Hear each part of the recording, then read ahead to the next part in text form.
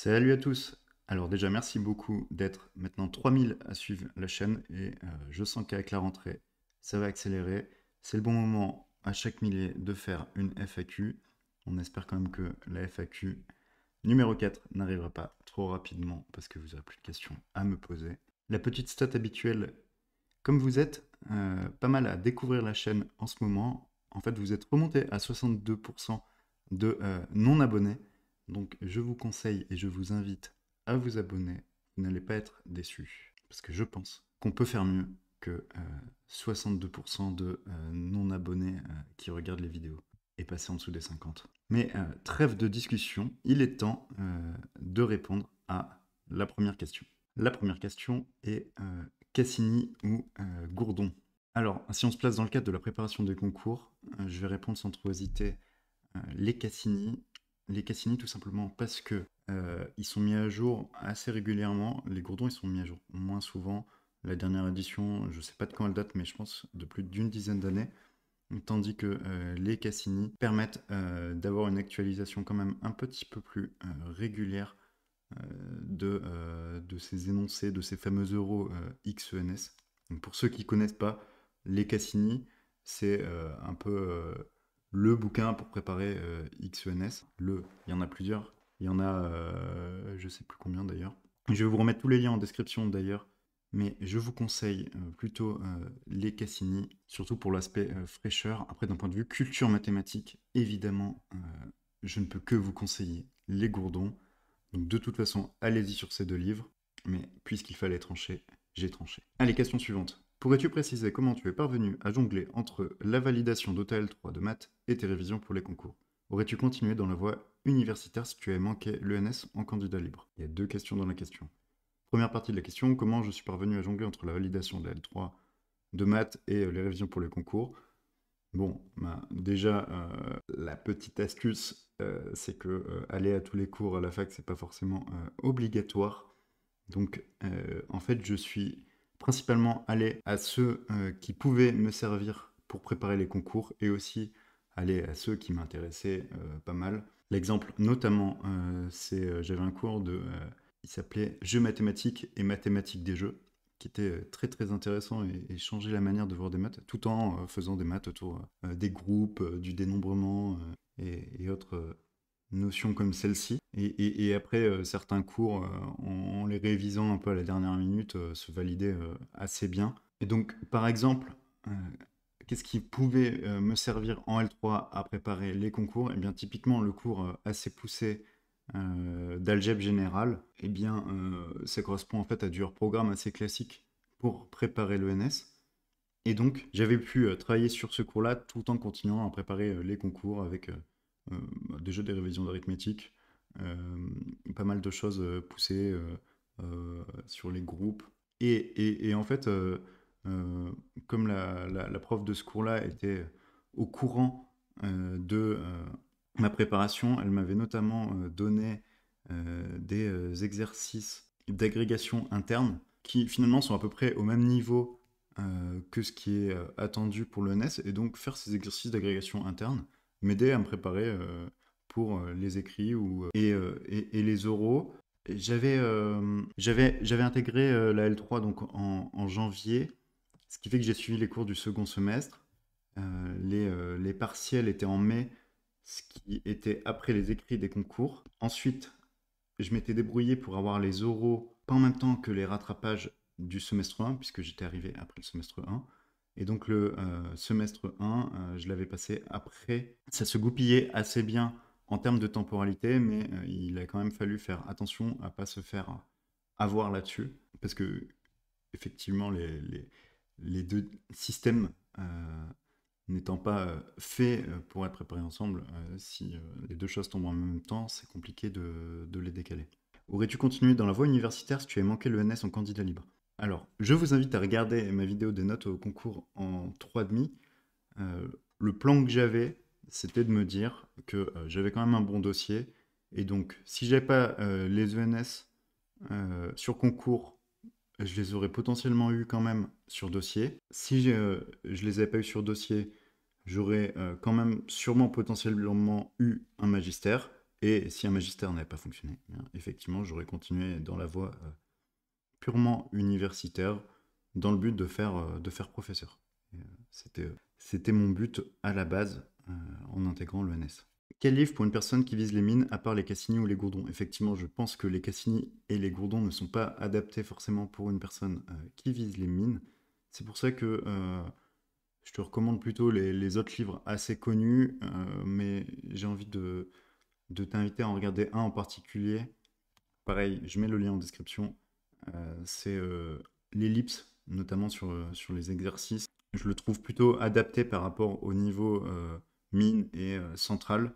Donc voilà, mon conseil, ça va être des livres comme Ellipse. Je peux aussi citer le Duno, qui est vraiment pas mal. Mais l'autre élément à prendre en compte, c'est aussi et surtout les exercices de vos professeurs qui, normalement, sont adaptés dans toutes les prépas à ces niveaux-là.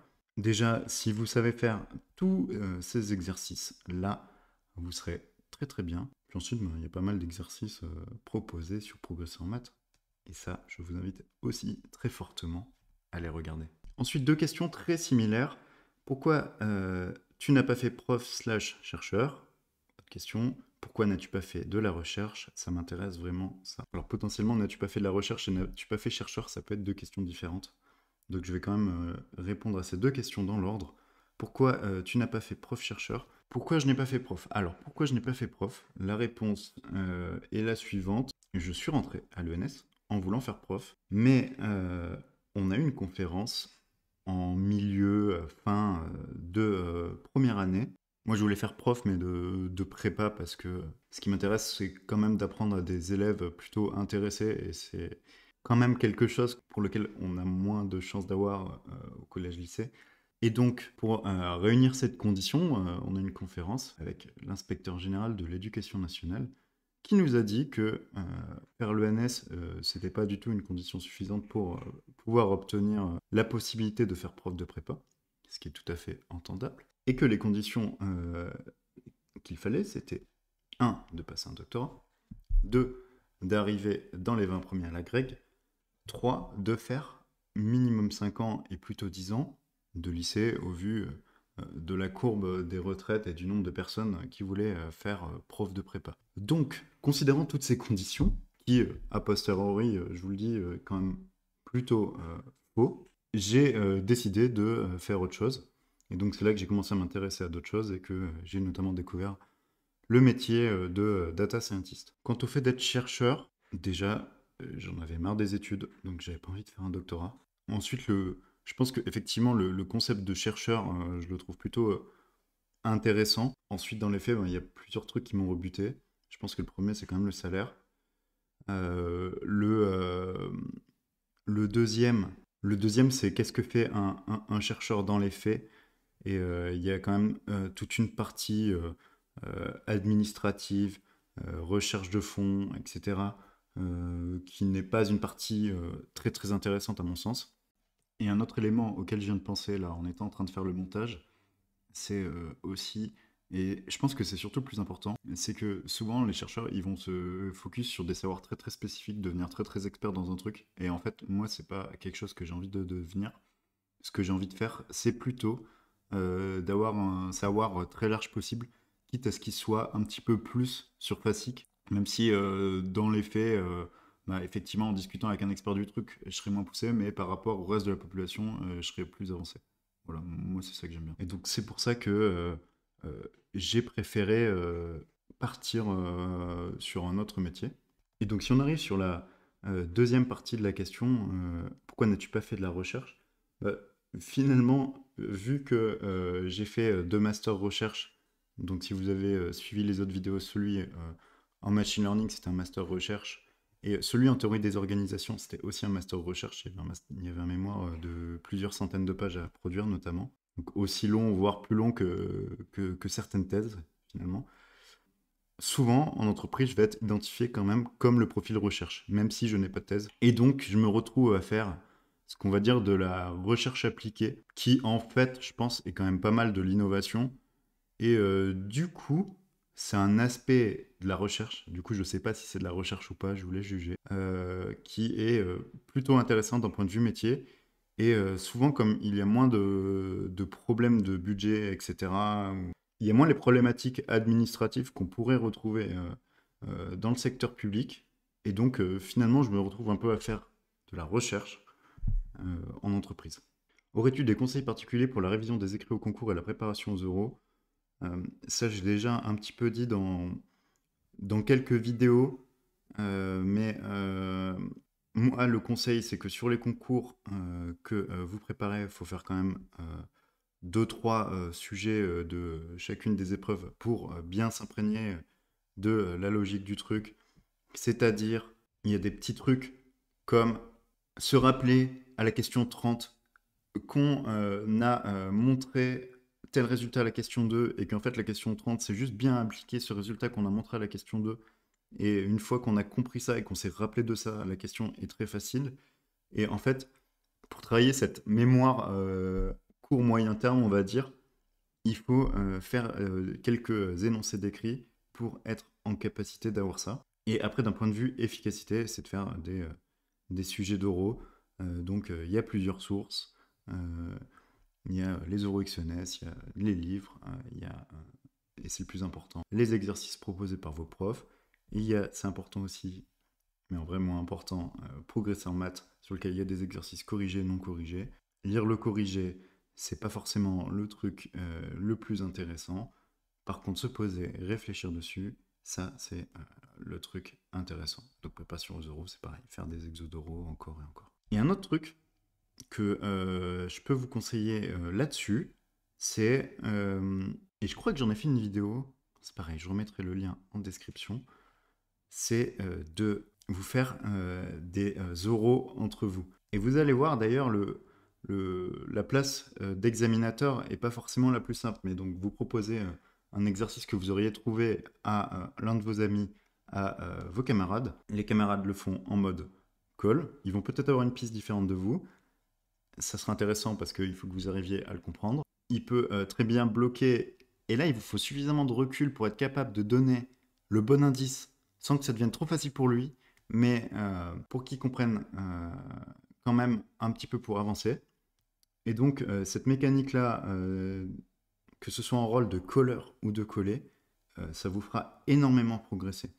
Et notamment pour préparer les oraux. Le métier d'analyse quantitative ou quant researcher ne t'intéressait pas, qui est assez proche du data scientist et très mathématique, dont notamment le master à Carouille en partenariat avec l'école polytechnique. On dirait presque une publicité à la fin. Ce métier-là, en fait, quand j'étais en école, c'était devenu vraiment beaucoup moins hype et ce qui ressortait, en fait, il faut quand même suivre un petit peu les tendances pour faire son choix et pas aller sur un truc où il y a de moins en moins de monde. Et justement, ce qui ressortait, c'est que il y avait un nombre d'élèves à peu près constant qui sortaient du Master Al-Karoui chaque année, un nombre de postes qui se raréfiait de plus en plus. Et de l'autre côté, il y avait un truc qui s'appelait Data Scientist où les entreprises disaient ne pas avoir assez de postes, que ça payait à peu près au même niveau, que intellectuellement c'était tout aussi, voire plus intéressant, et souvent peu de reconnaissance dans le métier de Kant, d'analyse quantitative. Et donc, c'est pour ça que je suis parti en data science. Mais c'est un truc effectivement auquel je me suis intéressé et sur lequel je m'étais posé pas mal de questions à une époque. Mais donc j'ai fait ce choix-là. Et je vais prendre une dernière question pour la fin. Je sais que j'ai pas répondu à toutes, mais ça sera l'occasion de refaire une vidéo pour les 4000 abonnés. Donc abonnez-vous pour qu'on y arrive rapidement. C'est analyse ou proba. Et la question n'est pas évidente. Alors, ma réponse, ça va être proba. Proba parce que, en fait, la plupart des innovations qui arrivent en ce moment sont grâce à l'intelligence artificielle. Et l'intelligence artificielle est basée principalement sur des probabilités, aussi de l'optimisation sous contrainte, mais beaucoup de probabilités à la base, et c'est des raisonnements probabilistes, et ce qu'on va souvent prédire, ce sont des probabilités, et donc c'est quelque chose qui est partout autour de nous. Donc là, en 2023, ces probabilités, c'est possible que ça évolue dans les prochaines années, mais actuellement, on va sur Proba. Côté innovation, il y a pas mal de choses qui arrivent aussi en physique quantique. Beaucoup de calculs en physique quantique vont faire appel à de l'analyse et pas mal de choses poussées font aussi appel à de l'analyse. Donc c'est quelque chose de très important dans notre monde, mais dont en ce moment la part est, je trouve, un petit peu plus faible si on se penche du côté de l'innovation. Voilà, j'espère que cette réponse vous conviendra, que les autres réponses vous conviennent aussi. Si ça vous a plu, n'hésitez pas à liker la vidéo, à commenter, à me donner vos avis sur vos réponses. Ça m'intéresse. Abonnez-vous et surtout, profitez de la vie.